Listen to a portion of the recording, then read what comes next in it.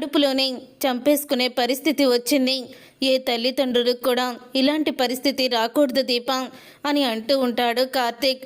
అప్పుడే ఇక దీప అయితే ఏమీ మాట్లాడకుండా మౌనంగా ఉంటుంది. ఇక మౌనంగా ఉన్న దీపని చూసి కార్తీక్ అయితే ఇలా అంటూ ఉంటాడు, ఏంటి దీప ఏమీ మాట్లాడకుండా అలా మౌనంగా ఉన్నావేంటి అని అడుగుతూ ఉంటే, ఏం మాట్లాడను బావా, నా అంత దురదృష్టవంతురాలు ఎవరూ లేదనుకుంటా. నా దురదృష్టమే నీకు కూడా శాపంగా మారింది, నువ్వు కూడా బాధపడేలా చేస్తుంది అని అంటూ ఉంటుంది దీప. ఏం మాట్లాడుతున్నావు నువ్వు అని అంటూ ఉంటాడు కార్తీక్. అవును బావా, నా దురదృష్టమే నీకు కూడా శాపంలా మారిందని అంటున్నాను. చిన్నప్పటి నుంచి తల్లిదండ్రులకి దూరం అయ్యాను. తర్వాత ఏదో కొంచెం అదృష్టం ఉందనుకుంటే కుబేర నాన్నకి దొరికాను. కుబేర నాన్నకి దొరికిన తర్వాత పెంచిన తల్లిని కూడా నేను పోగొట్టుకున్నాను. జీవితాంతం నాన్న అండగా దండగా ఉంటాడని అనుకునే లోపే నాన్న కూడా చనిపోయాడు.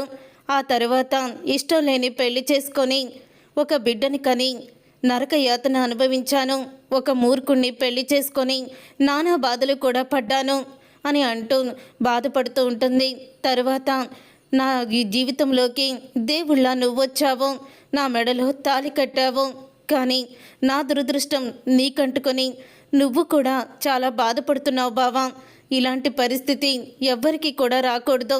నీ జీవితంలో నేను రాకపోయి ఉంటే నీకు ఆస్తి ఉండేది, నువ్వు జ్యోత్స్నాని పెళ్లి చేసుకొని ఆనందంగా ఉండేవాడివి అని అంటూ ఉంటే అప్పుడు ఇక కార్తీక్ అయితే ఇలా అంటూ ఉంటాడు, ఎందుకు నువ్వు ఇలా మాట్లాడుతున్నావు, అసలు నీకు ఈ ఆలోచనలు ఎందుకు నీకు వస్తున్నాయని అంటూ ఉంటే అప్పుడు ఇక అంటూ ఉంటుంది దీప, చూడు బావా, నేను ఎప్పటికీ కూడా అదృష్టవంతురాల్ని అవ్వలేను. నాలాంటి దురదృష్టవంతురాల్ని నీ భార్యగా ఉంచుకునే కన్నా నాకు విడాకులు ఇచ్చేసే బావా. నీ జీవితంలో నుంచి నేను వెళ్ళిపోతే నీకు మనసు ప్రశాంతంగా ఉంటుంది, నువ్వు సంతోషంగా ఉంటావు అని ఏడుస్తూ ఉంటుంది దీప. ఇంతలో అక్కడికి శౌర్య అయితే వస్తుంది. ఇక శౌర్య రావడంతో అప్పుడు ఇక కార్తీక్ అయితే మళ్ళీ శౌర్య పాప గురించి అడుగుతుందేమని భయంతో అక్కడి నుంచి వెళ్ళిపోతాడు. నేను బయటికి వెళ్ళొస్తాను దీప, ఎందుకంటే ఇది అడిగే ప్రశ్నలకి నేను సమాధానం చెప్పలేను. ప్రతిరోజు కూడా తనకి పుట్టబోయే చెల్లెల గురించి ఇది అడుగుతుంది. ఇప్పుడు మాత్రం నేను సమాధానం చెప్పే పరిస్థితిలో లేను. మళ్ళీ నన్ను చూసి దానికి అనుమానం వస్తుందని అక్కడి నుంచి కార్తీక్ అయితే వెళ్ళిపోతాడు. ఇక శౌర్య వచ్చి, నాన్న ఎక్కడికి వెళ్తున్నావు అని అడుగుతూ ఉంటే, బయట పనుందమ్మా వెళ్తున్నాను అని అంటూ ఉంటాడు కార్తీక్. తరువాత శౌర్య దీప దగ్గరికి వస్తుంది. శౌర్య దీప దగ్గరికి వచ్చి ఇలా అంటూ ఉంటుంది, అమ్మా ఏంటి భోజనం చేసావా, కడుపులో మా చెల్లెలు ఏం చేస్తుంది అని అంటూ ఉంటే ఇక ప్రతిరోజు కూడా చెల్లి చెల్లి అంటూ ఎందుకు నువ్వు ఇలాగా నా చుట్టూనే తిరుగుతున్నావు, పో బయటికి, చెల్లి లేదు ఏమీ లేదు, నువ్వు చెల్లెల మీద పెట్టుకున్న ఆశలన్నీ వదిలేసాయి, పో బయటికి అని గట్టిగా తిడుతుంది.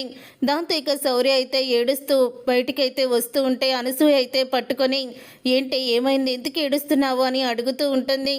అమ్మ ఏమందో తెలుసా, చెల్లెలు లేదు ఏమీ లేదు, నీకేమీ చెల్లెలు పుట్టదో, ఆశలన్నీ వదిలేసుకో అంటూ ఏడుస్తూ నన్ను బయటికి వెళ్ళిపోమని చెప్పింది అని అంటూ శౌర్య అయితే అనసూయకి చెప్తుంది. అప్పుడే ఇక అనసూయ అయితే దీప దగ్గరికి వచ్చి, ఏం జరిగింది, కడుపులో బిడ్డకి ఏదైనా ప్రమాదమా అని అడుగుతూ ఉంటుంది. అనసూయ, ఏదో నిజాన్ని దాచిపెడుతున్నావని, నీలోని నువ్వు కుమిలిపోతున్నావని నాకు అర్థమైంది దీప, ఏం జరిగింది అని అడుగుతూ ఉంటే, ఏం లేదు అత్తయ్య, నాకేమైంది అని అంటూ ఉంటుంది తడబడుతూ.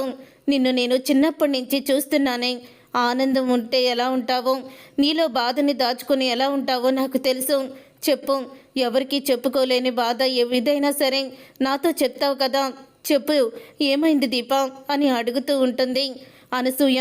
అప్పుడే ఇక అనసూయని పట్టుకొని ఏడుస్తుంది దీప అయితే. ఇక ఏడుస్తూ అంటూ ఉంటుంది, నా బిడ్డ కడుపులోనే చనిపోతుంది అత్తయ్య అని అనగానే ఒక్కసారి అనసూయ షాక్ అయిపోతూ, ఏం మాట్లాడుతున్నావే, కడుపులో బిడ్డ చనిపోవడం ఏంటి అని అడుగుతూ ఉంటుంది. నా కడుపులో ఉన్న బిడ్డని నా చేతులతో నేనే చంపేసుకుంటున్నాను, నా కన్న తల్లి కోసం నేను నా కన్న బిడ్డని త్యాగం చేస్తున్నాను అని చెప్తుంది. ఆ మాట విని ఒక్కసారి, కన్న తల్లి కోసం కన్న బిడ్డని త్యాగం చేస్తున్నావా, నీ కన్న తల్లి ఎవరో నీకు తెలుసా అని అడుగుతూ ఉంటే, తెలుసత్తయ్య, నా కన్న తల్లి ఎవరో కాదో సుమిత్ర గారే అని చెప్పంగానే, అంటే నువ్వు అవును, నేను దశరథ సుమిత్ర గారి కూతుర్ని, శివనారాయణ ఇంటి వారసురాల్ని. ఈ విషయం నేను దాసుబాబాయ్ ద్వారా తెలుసుకున్నాను. తరువాత పరిస్థితులు కూడా ఇక నేను ఆ ఇంటి వారసురాలని తేల్చేశాయి. కానీ ఇప్పుడు అదేదో ఇవ్వడానికి శాంపిల్స్ మ్యాచ్ అయ్యాయి అని చెప్తుంది కదా మీ అత్తయ్య. మరి జ్యోత్స్న శాంపిల్స్ ఎలా మ్యాచ్ అయ్యాయి?